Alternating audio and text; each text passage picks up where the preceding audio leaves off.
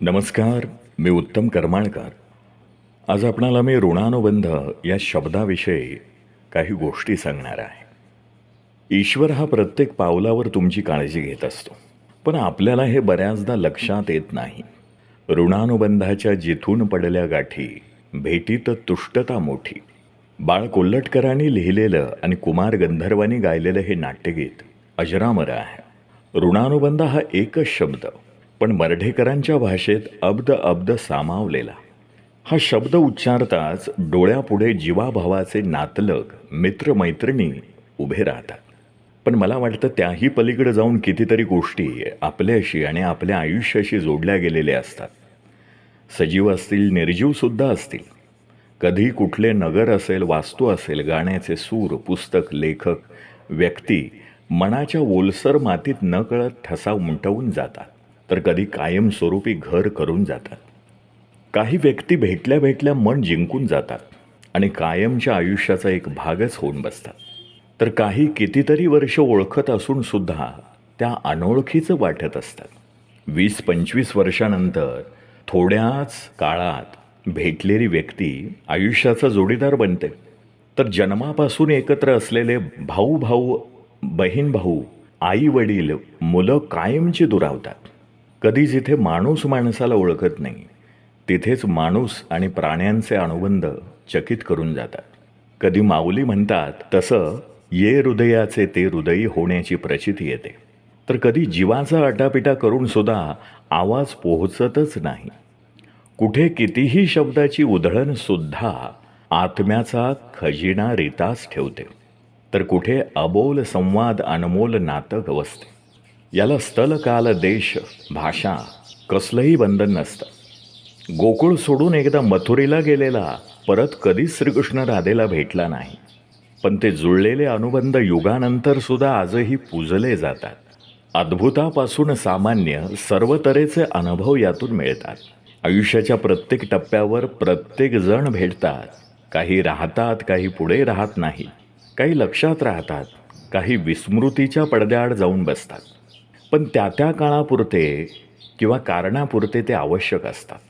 एका इंग्लिश कवीच्या 2 ओळी अशा आहेत की some people come to your life for a reason, some people come to your life for a season. किती खरं आहे. जरा आठवून बघितलं तर काही जण एका विशिष्ट काळात तुमच्याबरोबर असतात आणि मागे वळून बघितलं तर त्या काळाची तुम्ही त्या व्यक्तीशिवाय कल्पनाही करू शकत नाही. पण आज ती व्यक्ती तुमच्याबरोबर नसली तरी तुमचं काही अडतं का? नाही.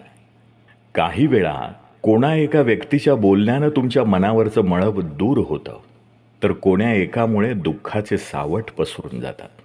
एखादा मार्मिक लेख कुठल्याशा अडचणीवर मार्ग दाखवतो, तर कुठले स्वर्गीय सूर आलाप तुमच्या उदास मनावर प्रसन्नतेच्या शिडकावा करून जातात.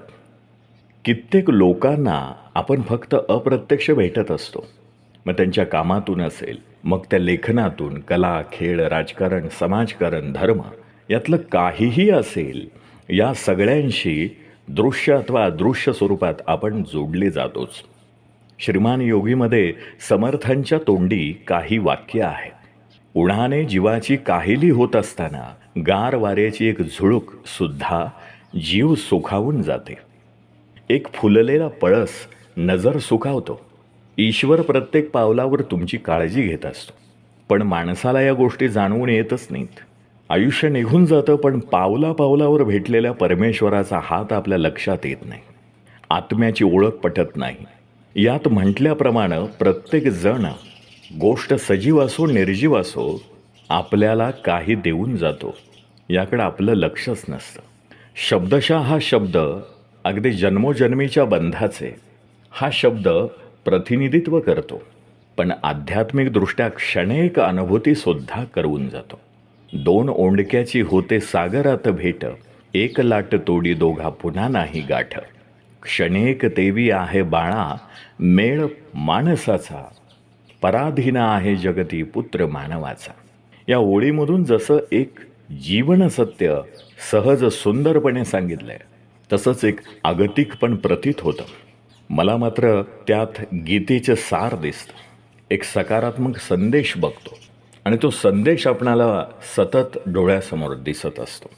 भगवद्गीता सांगते, एक तो परमात्माच, करता करविता, प्राणी मात्र सगळे निमित्त मात्र. हे बंध पण असेच निमित्त मात्र आहेत, पण यामुळेच आयुष्य नित्य नूतन आहे. नाती, अनुबंध, ओळख, मैत्री, अनुबंध कुठल्याही वेगवेगळ्या शब्दात मांडलं तरी एकाच जीवन प्रवाहात सामील होतं.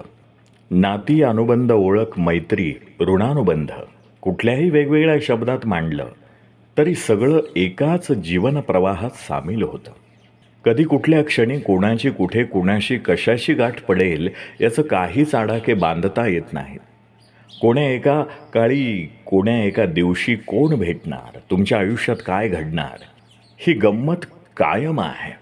हे बंध आयुष्यात बदल घडवून आणतात आणि बदल हेच शाश्वत सत्य आहे. त्यामुळेच आयुष्य म्हणजे साचलेलं डबकं नाही, तर तो प्रवाही आहे. ऋणानुबंधाच्या काही रेशीम गाठी असतील तर काही निर्गाठी, यानेच तर आयुष्याचा गालिचा विणलेला आहे. समृद्ध होतो तो यामुळेच. हीच आहे ऋणानुबंधाची देणगी. धन्यवाद.